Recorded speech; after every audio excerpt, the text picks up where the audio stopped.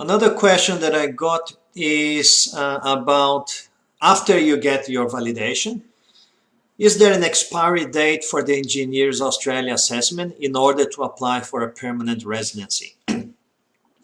This question is very common, and that question comes a lot from my audience in Brazil, because they say, Gerson, but if I do the validation now, and let's assume that I get validated, but because of this crisis and everything, we're not going to be able to go to Australia, etc., etc.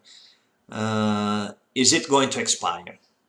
The letter, once you get your qualification validated, you will end up getting a letter from Engineers Australia, obviously with the date of the assessment. And then what can happen is that the immigration department or Department of Home Affairs, they may ask you to provide a new letter after 2 or 3 years. I'm not sure about the time frame. It's good to ask for a migration agent.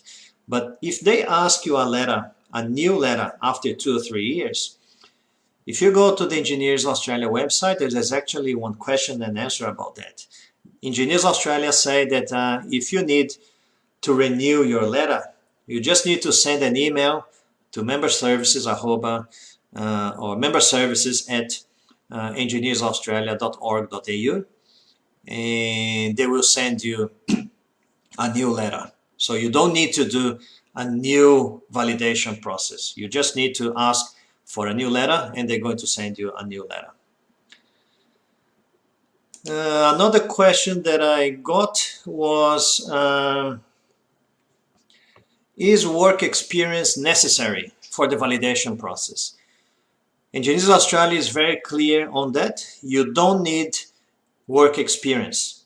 The engineering qualification validation is done based on the undergraduate degree assessment. So if you're a fresh graduate from your engineering degree, you can straight away apply for the validation process, as long as obviously you can demonstrate all the 16 competencies that are required in the CDR process, or if you are applying one of the previous 5 different pathways. But work experience is not necessary.